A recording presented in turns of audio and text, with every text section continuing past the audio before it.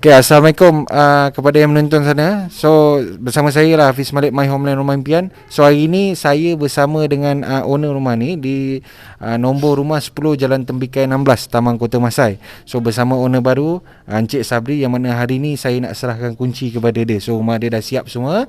So, hari ni kita nak bagi rumah dekat dia.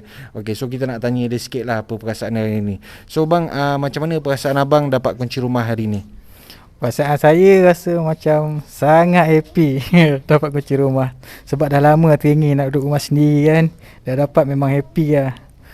Okay, so masa abang beli ada booking dan deposit tak? Tu booking deposit memang tak ada, memang kosong. Itu yang best dia tu, memang kosong. Payah nak cari. Kalau tak kena deposit, jumpa pun kena cas.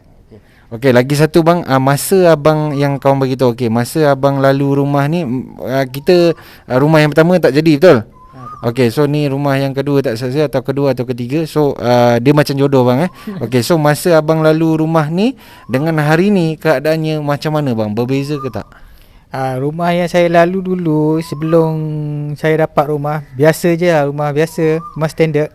Yang saya dapat ni, rumah ni berbeza sangat. Betul lah Cik Hafiz cakap 50 hingga 70% seperti baru. Memang nampak macam baru walaupun rumah dia second. Okey, jadi abang Sabri ni dia ada add-on kat rumah dia, yang macam nanti saya ada buat review rumah dia, yang mana dia ada tambah back extension rumah dia. Okey bang, so tanpa lengahkan masa bang, penilaian abang terhadap saya 1 ke 5 bintang, berapa secara ikhlas abang boleh bagi? Kalau saya nilai, memang saya letak 5 bintang lah, kalau ada 5 bintang. Sebab sebagai saya, Cik Hafiz Malik ni dari My Holland ni terbaik lah. Dia buat, dia punya urusan rumah pun cepat dan senang difahami. Okey, kepada kawan-kawan abang yang kat luar sana, mungkin dalam umur abang ke apa, yang nak cari rumah, abang recommend ke tak jumpa saya Hafiz Malik My Homeland, dan kenapa bang? InsyaAllah kalau ada kawan saya recommend sangat. Sebab saya tahu My Holland ni terbaik bagi saya. Memang apa yang dia cakap memang betul.